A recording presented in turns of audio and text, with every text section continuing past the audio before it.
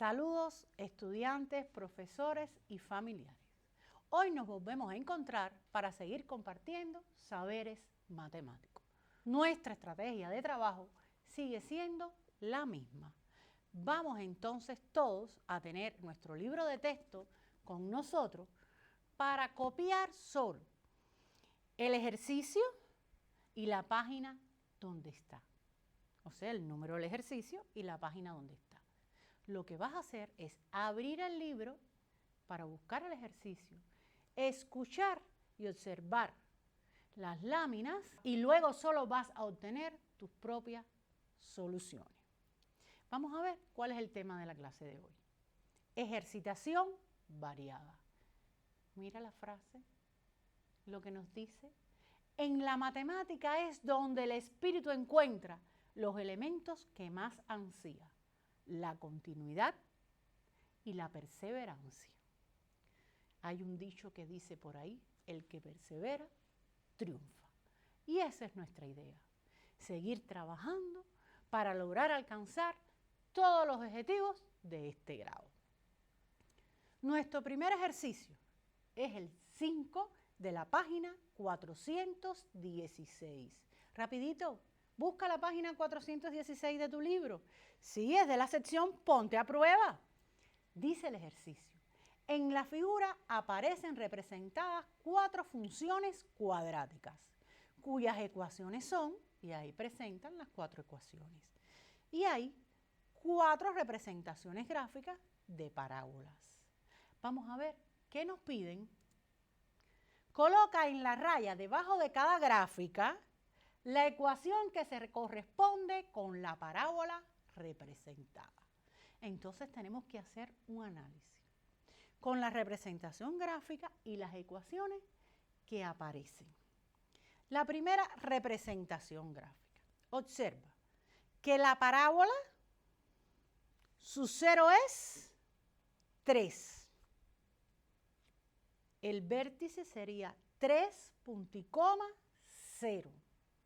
Observa que ella se ha movido sobre el eje de las X, el eje de las abscisas. Se movió hacia la derecha. ¿Recuerdas las traslaciones de las parábolas en los ejes? Entonces, ¿cuál es la forma que tiene esa ecuación cuando se traslada en el eje de las X? X más D elevado al cuadrado. ¿Y quién es D en este caso? ¿Sí? D va a ser un valor menor que 0 porque se traslada a la derecha. Por tanto, si el punto es 3, el valor es menos 3. Entonces, la ecuación que se corresponde con esa representación es en X igual a X menos 3 elevado al cuadrado. Vamos a ver la segunda representación. Ahora esta parábola abre hacia abajo.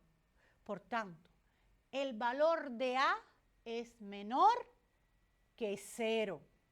Vamos a observar de todas las opciones que nos dan. ¿Sí? H en X es la que A es igual a menos 1. Por tanto, se corresponde con esa función. X igual a menos X cuadrado más 4. Porque E, fíjate bien en este caso, el valor de E es mayor que 0. Ella está abriendo hacia arriba cuando es mayor que 0 y abre hacia abajo cuando es menor que 0. Por eso se corresponde con esta ecuación y esta forma, X cuadrado más E. Vamos a ver la otra representación. En la otra representación conoces el valor del vértice, o sea, las coordenadas del vértice. 2 punto y coma menos 4. Te quedan dos opciones, o es f en x o es p en x. Tenemos que hacer un análisis. Entonces, si conoces el valor del vértice, observa las dos ecuaciones. El vértice es 2 punto y coma menos 4. Si observas la ecuación f en x, dice x menos 2 elevado al cuadrado menos 4. Si analizamos el movimiento de la parábola, ella se ha trasladado en los dos ejes. Se ha trasladado hacia la derecha, en el eje de las X, y hacia abajo en el eje de las y. Entonces tiene la forma x más d elevado al cuadrado más e. ¿Y cuál de las dos ecuaciones que te quedan tiene esa forma? La de f en x. Observa que si d es menor que 0, va hacia la derecha. Y si d es mayor que 0, va hacia la izquierda. Si e es mayor que 0, abre hacia arriba, y si e es menor que 0, hacia abajo. Se corresponde con los valores y el movimiento, la función f en x. Veamos el cuarto caso. Si me queda solo una ecuación, indiscutiblemente es esa. Pero vamos a realizar el análisis. Observen entonces que la función también está trasladada. ¿Hacia dónde ahora? Hacia la izquierda. Y también en el eje de las y hacia abajo. Correcto. Si vamos a hallar las coordenadas del vértice, sabemos que en ese caso están representadas y es menos 2, punto y coma, menos 1. Pero si utilizamos la ecuación que me permite calcular el valor de x y luego sustituir ese valor en la ecuación para obtener el valor de y, ¿sí? De y del vértice, de la ordenada y en el vértice, entonces podrás percatarte que coincide, teniendo en cuenta la ecuación que nos quedaba, que era la de la función p en x, con el valor que está representado. Luego nos dice que escribamos si es verdadero o falso según corresponda y que argumentemos las que consideremos que son falsas. El inciso A dice, la función h tiene valor máximo y igual a 4. Ya identificamos cuál es la ecuación de la función h y tenemos la representación gráfica. Ese valor máximo no aparece ubicado en la representación gráfica de esta parábola, de la de h en x. Pero tienes la ecuación de la función y sabes que en ese caso el valor máximo, porque es el valor de e, es 4. Por tanto, esa condición o esa proposición es verdadera. El inciso B dice, la función f es decreciente para x menor o igual que menos 4. Estamos hablando de monotonía, de comportamiento del crecimiento de la función. En este caso, del decrecimiento. Bueno, vamos a observar, según nuestra gráfica, ¿dónde decrece la función? Recuerda que tienes que analizar a partir del valor de la abscisa en el vértice. La función a la izquierda de 2, que es el valor de esta abscisa del vértice, está decreciendo. Vamos a verificar si ese intervalo pertenece a esa forma de decrecimiento. Vamos a observar si ese intervalo está presente en los valores menores que 2, en los que están a la izquierda de 2. Efectivamente, los valores menores que menos 4 son valores menores que 2. Entonces, también esta proposición es verdadera. Vamos a ver el inciso C. La función g no tiene 0. Observa la representación. Esta función no corta en un punto al eje de las x, a las abscisas. En 3 sí. Entonces sí tiene 0. La proposición es falsa. ¿Por qué? Porque el 0 de la función es precisamente 3. Y el inciso D dice, la imagen de la función P es y que pertenece a los reales con y mayor o igual que menos 1. Analicemos la imagen. La representación gráfica, la función está representada de menos 1 hacia arriba. ¿Y quiénes son los valores que están por encima de menos 1? Los mayores que él. Entonces, esta proposición también es verdadera. Luego te sientas detalladamente a hacer el análisis de cada una de las funciones.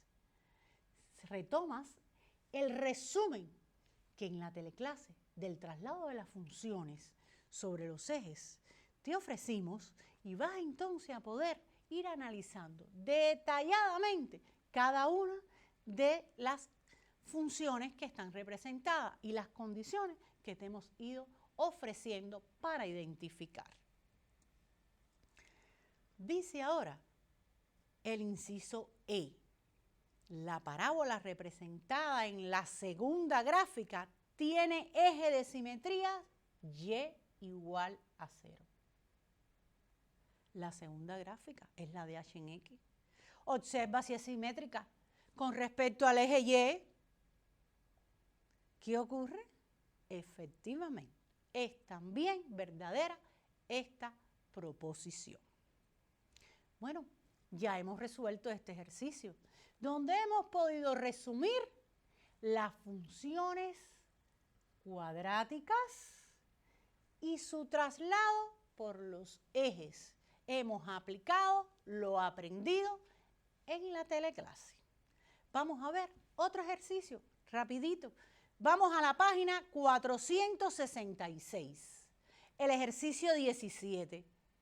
Miren, tiene aplicación para la vida. Dice, en la figura se muestra una pieza maciza de acero en forma cilíndrica, de la cual se construyó un tornillo que está compuesto por una semiesfera y un cilindro. La altura del tornillo es igual a la altura del cilindro. Calcula la cantidad de material que se derrochó para hacer el tornillo. Cantidad de material que se derrochó. Pero estamos hablando de una pieza maciza de acero. Lo primero que tengo que identificar son aquellas palabras que ustedes tienen con dificultad. ¿No sabes lo que significa maciza? ¿Tú tienes un diccionario? Busca su significado. Y si estamos hablando de la cantidad de material que se derrochó, fue la cantidad de material que no se utilizó. ¿De qué trata el problema? Sí, de la construcción de un tornillo que está compuesto por una semiesfera y un cilindro. O sea, por la unión de dos cuerpos geométricos que estudiaste en este grado. Entonces, fíjate bien que en la figura nos están representando algunos datos y que al final aparece una relación entre los diámetros tanto del cilindro como de la semiesfera, de la altura. Eso hay que tenerlo en cuenta. Ahora, ¿qué nos están pidiendo? La cantidad de material que se derrochó para hacer el tornillo. O sea, la cantidad de material que no se utilizó. Estamos entonces pensando en la diferencia. Perfecto, como operación matemática, pero ¿la diferencia de qué? Vamos entonces a analizar qué nos están dando. Ahorita les comentaba que nos decían que la altura del tornillo es igual a la altura del cilindro, que el diámetro es igual, ¿el diámetro de quién identificándolo con la figura? El diámetro del cilindro del tornillo. Es igual ¿a quién? A la tercera parte del diámetro del cilindro macizo, ¿verdad? De esa pieza maciza. Y que la altura tiene un valor de 12 centímetros y el diámetro de 20 milímetros. Atentos. ¿Escucharon? Las unidades de longitud, tanto de la altura como del diámetro, no son iguales. Esto lleva consigo un proceder. Vamos a analizar las palabras clave. Ahorita les decía, la palabra maciza. ¿Saben lo que significa? Cuando lo buscan en el diccionario, es rellena, sólida, compacta. Y semiesfera, la mitad de una esfera. Si es una pieza maciza, estamos hablando de volumen, no de área. No estamos hablando de lo que está por fuera de lo que ocupa, sino estamos hablando conciso, sólido. Entonces tenemos que pensar que podemos identificar. Datos como que las alturas son iguales. Datos como la relación entre los diámetros del cilindro del tornillo y del cilindro que representa la pieza maciza de acero, el más grande en forma de cilindro. Los datos los representamos, pero como tenemos que hallar la cantidad de material que se derrochó, ya identificamos que íbamos a calcular una diferencia. ¿Una diferencia de qué? De volumen. ¿Entre el volumen de quién? De ese cilindro delgado con la semiesfera y el volumen del cilindro ancho, el de la pieza maciza del inicio que utilizamos para construir el tornillo. Entonces, tenemos varias incógnitas porque no conocemos el volumen de ninguno de estos cuerpos. Tenemos que hallar el volumen de estos cuerpos para luego poder hallar la diferencia entre el volumen de ese cilindro ancho, el primero que utilizamos, restarle el volumen del tornillo y obtener entonces la cantidad de material que se derrochó. Vamos a expresar esa diferencia, pero en la diferencia hay que tener claro que el tornillo está compuesto por dos cuerpos, por tanto tengo que hallar el volumen de esos dos cuerpos, luego adicionar esos volúmenes para sustraérselo al volumen del cilindro macizo que estamos utilizando para formar el tornillo, ese que le llamamos cilindro ancho, para diferenciarlo del otro que es más delgado.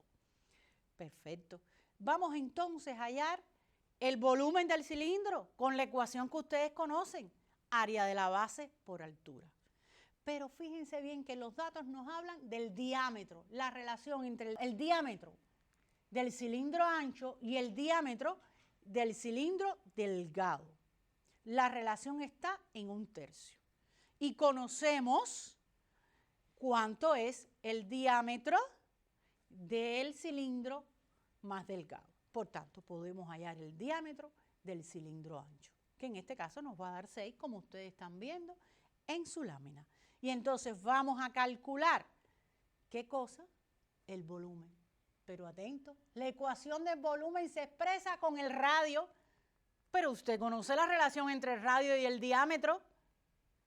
Entonces, si conoce el valor del diámetro, entonces el radio será la mitad de ese diámetro. Entonces el radio es 3 centímetros. Ahora, sustituya los valores en su ecuación y calcula el volumen del cilindro ancho. Luego vamos a calcular el volumen del cilindro estrecho, que tenemos el valor del diámetro, determinamos el valor del radio. Y luego después, ¿qué hacemos? Calculamos, sustituimos y efectuamos los cálculos. Y tenemos el volumen del cilindro delgado. Más tarde vas a calcular el volumen de la semiesfera, la mitad de una esfera. Por tanto, tenemos que hallarle la mitad al volumen que obtengamos de una esfera. Utilizamos la ecuación dividida por 2, un medio de la ecuación. Calculamos entonces el valor del radio de la semiesfera, que fíjate bien que en tu figura coincide con el valor del radio de ¿quién? Del cilindro más ancho, que ya calculaste anteriormente. Sustituyes los valores y calculas el volumen de la semiesfera. Luego entonces ya puedes calcular, ¿qué cosa?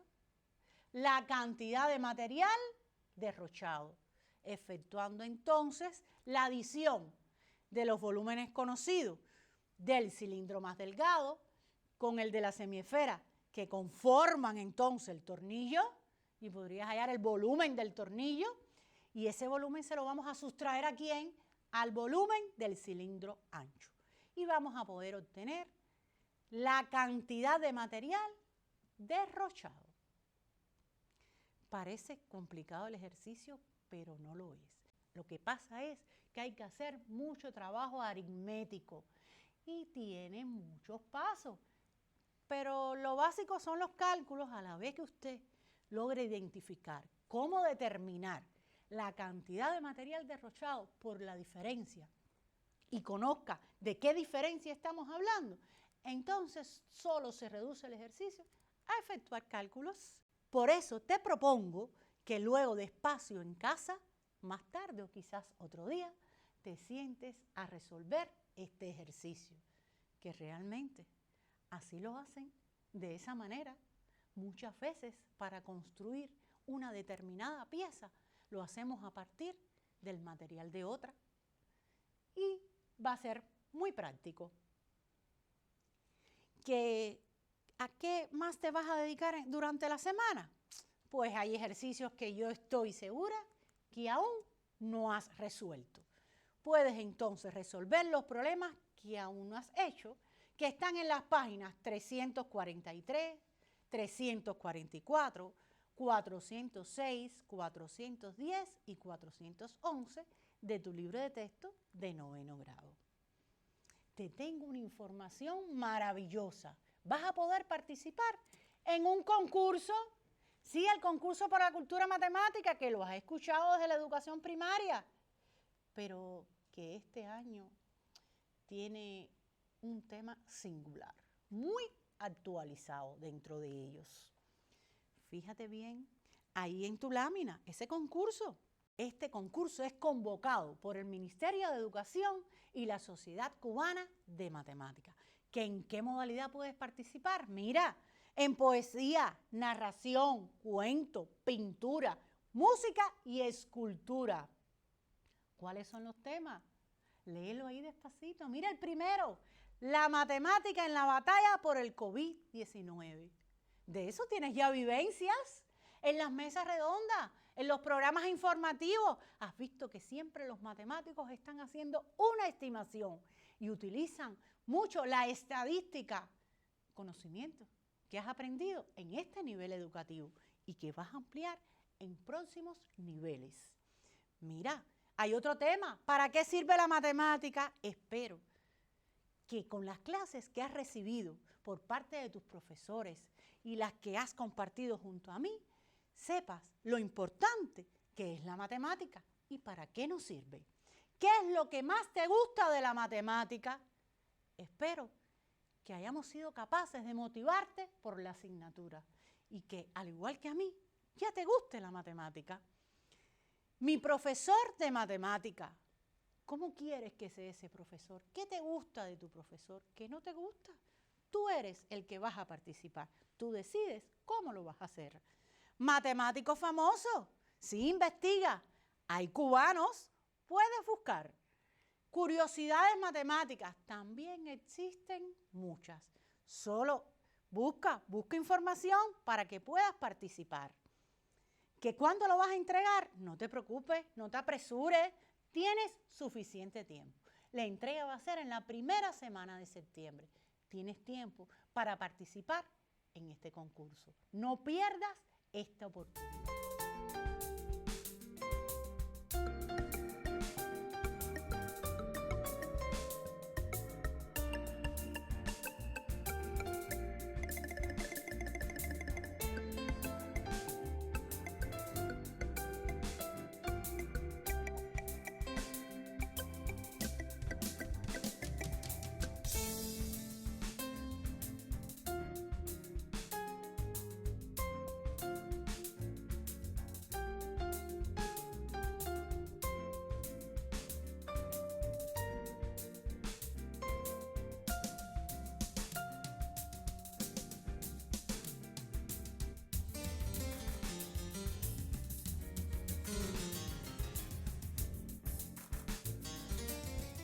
Pues bien, yo me siento muy complacida y contenta de haber podido compartir con ustedes estos encuentros. Hemos llegado al final de los mismos, pero espero que nos podamos ver en otras ocasiones. Mira, qué importante es la matemática. El arte es la ciencia de la belleza. Las matemáticas son la ciencia de la verdad. Profundiza lo suficiente en cualquier cosa y encontrarás las matemáticas. Las matemáticas son la música de la razón.